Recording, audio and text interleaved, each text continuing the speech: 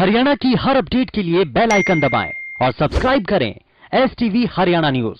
CM Manohar Lal Karnal के कर्णलेक पहुंचे, जहां एक तरफ तो उन्होंने कर्णलेक प्रोजेक्ट को लेकर अधिकारियों से बात की, तो वहीं दूसरी तरफ एसडीओ भर्ती और किसान आंदोलन को लेकर विपक्ष पर भी जमकर निशाना साधा। रिपोर्ट देखिए।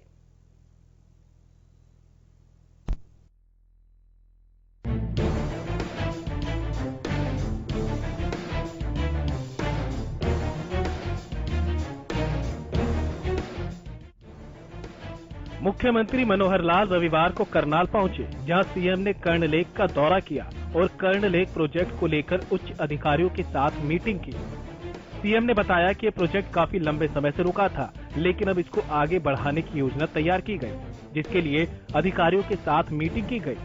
कर्णलेक के बारे में बताते हुए सीएम ने बताया कि इसका विस्तार किया जाएगा, साथ ही साइकिल ट्रैक भी बनाया जाएगा। प्रोजेक्ट काफ़ी दिनों से पेंडिंग पड़ा था। जो अपनी ये कर्णलेक है, इसका विकास करने के नाते, इसको रिजुविनेट करने के नाते से कुछ सुझाव समय समय पर आते थे। तो एक मोटा प्रारूप हमारे अर्बन लोकल बॉडीज के सेक्रेटरी श्री SN राय और टूरिज्म के हमारे सेक्रेटरी हैं MD सिन्हा, उनके साथ यहाँ के डिस्ट्रिक्ट एडमिनिस्ट्रेशन ने मिलकर के प्लान यहाँ का बनाया है। और उस प्लान में उसी का आज एक प्रकार से डेमोन्स्ट्रेशन था। तो सारे उसका एक अच्छा मुझे लगता है टूरिज्म के नाते से ये लेक का स्वरूप निकलेगा। लगभग 7 करोड़ रुपए का खर्च ये बताया गया है। तो इसमें जो भी टूरिस्ट इस नाते से, चाहे करनाल के हों, करनाल से बाहर के हों, हाईवे के लोग हों, उनके लिए अट्रैक्शन कुछ बने, उसके कुछ प्रपोजल बनाए हैं।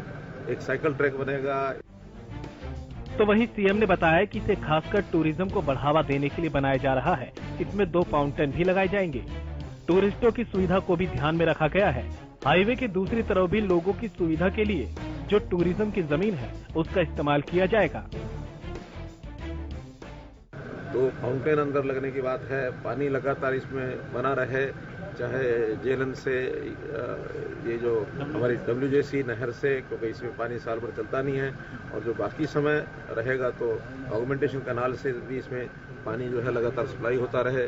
और यहाँ टूरिस्ट जो आते हैं उनके लिए सब प्रकार के रिफ्रेशमेंट के, सब प्रकार की कुछ दुकानों का भी एक प्रपोजल है, ताकि लोग मार्केटिंग अपनी कर सकें। और इसको किस प्रकार से, ये जो साइड में अपना कौन सा रेस्टोरेंट है, ओएसिस के साथ इसको नहर के ऊपर कोई व्यवस्था बना करके उसका जोड़ा जाए। और इसी प्रकार हाईवे के दूसरी साइड में भी टूरिज्म की 4.5 एकड़ जमीन है, वहाँ भी कोई एक लोगों के आते जाते ठहरते समय कोई एक स्थान विकसित किया जाए, ताकि हाईवे की दूसरी साइड सारे दिल्ली से चंडीगढ़ जाते समय भी लोगों को कोई ना कोई सुविधा मिले। इस दौरान सीएम मनोहर लाल से पेट्रोल और डीजल के बढ़ते दामों पर सवाल किया गया, तो उन्होंने कहा कि तेल और पेट्रोल के दाम अंतर्राष्ट्रीय बाजार के तहत तय होते हैं और इसी के अनुसार पेट्रोल और डीजल पर दाम घटते और बढ़ते हैं। देखिए, क्योंकि ये कोई अपने देश के अंदर तो पेट्रोल डीजल होता नहीं है, आखिर ये सारी चीजें अधिकांश इसमें से इंपोर्ट होता है। और इंपोर्ट होने के बाद उसके ऊपर कुछ ड्यूटीज भी होती हैं सेंट्रल गवर्नमेंट की, उन सब ड्यूटीज को मिला करके, और मार्केट के हवाले ये सारी चीजें हैं। डेली अप डाउन होता है, कभी महंगा भी होता है, कभी सस्ता भी होता है। चूँकि आज से 4 साल 5 साल में ये 70-80 रुपए से लेकर के, और कभी डाउन भी गया था, और अब ये 80-90 रुपए के आसपास पहुंच गया है। तो ये 10-15% का एक पिछले 4-5 साल के अंदर ही उछाल आया कुल मिलाकर। अब ये देखा जाए तो ओवरऑल कोई बहुत ज्यादा नहीं है, फिर भी हर जो पैसा जेब से किसी से निकलता है, आखिर हमारी भी इच्छा होती है कि ना निकले, कम रहे, तो उसके ऊपर नजर तो रहती है सरकारों की। सीएम ने कहा कि जो रेवेन्यू जनता से लिया जाता है, वो जनता के हित में ही लगाया जाता है। जब रेवेन्यू कम आता है तो लोगों को सुविधाएं भी कम दी जाती है। इस पर केंद्र की लगातार नजर रहती है।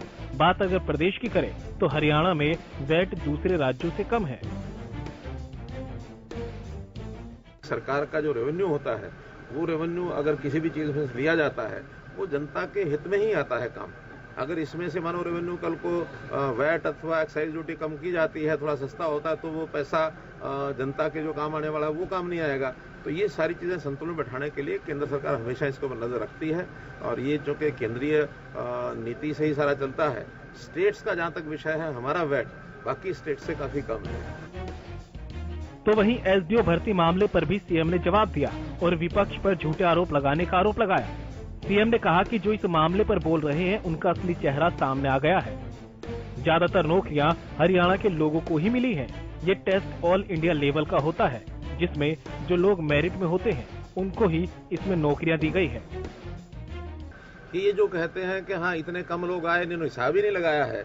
कुल मिलाकर के 200 लोगों में से और 128-30 लोग वो हरियाणा के हैं। अभी अलग बात है कि अलग अलग कैटेगरीज में से हैं। रिजर्व कैटेगरी को तो ये अपना मानते ही नहीं है, यानी जितनी भी रिजर्व कैटेगरी है वो 100% हरियाणा से है और 100% हरियाणा से आखिर इसका मतलब ये अनुसूचित जाति को अपना नहीं मानते, ये बैकवर्ड क्लास के लोगों को अपना नहीं मानते। इनकी असली चेहरा ये सामने आ गया है, जो केवल एक बात को लेकर के उसको बार बार उछालते हैं। एक बात, दूसरा ये ऑल इंडिया टेस्ट में से लोग लिए जाते हैं। ये ऑल इंडिया टेस्ट में से लिए जाते हैं तो ऑल इंडिया टेस्ट की एक मेरिट लिस्ट बनती है, उसमें एक योग्य व्यक्तियों को हम आगे लाएं। उसमें हमने कहीं नहीं कहा कि हरियाणा के लोग कम आने चाहिए, बाकी ज्यादा नहीं चाहिए। सारे देश के लोगों में से लोग लिए जाते हैं। उसके अंदर हमारा रिजर्वेशन का अलग से कोटा है, वो पूरे के पूरे 100% लिए जाते हैं। इसलिए अगर हिसाब लगाना तो टोटल का लगाएं। उधर कृषि कानूनों को लेकर सीएम ने विपक्ष पर निशाना साधा। साथ ही कहा कि तीनों कृषि कानूनों से किसानों को ही लाभ होगा। अगर किसानों का नुकसान होता है तो उसे ठीक किया जाएगा। राजनीति के चलते किसानों को गुमराह कर कुछ लोग राजनीतिक लाभ लेने की सोच रहे हैं। ये तीनों जो बिल बने हुए हैं, इन तीनों बिलों में किसान का कोई नुकसान नहीं है, बल्कि इनके इम्प्लीमेंटेशन के बाद किसान का लाभ ही होगा। और चूंकि अब इनकी इम्प्लीमेंटेशन हुई नहीं है, हमने ये भी कहा है कि इम्प्लीमेंटेशन होने के बाद किसी भी विषय को लेकर के किसान का नुकसान होता है तो हम हमेशा तैयार हैं उन चीजों को विड्रॉ करने के लिए। हमारे कहने से भी पहले केंद्र सरकार ने कह दिया है कि आप इसमें बताइए क्या गलत है, जो आप बताएंगे गलत है उसको ठीक करने के लिए 24 घंटे हमेशा हम तैयार हैं।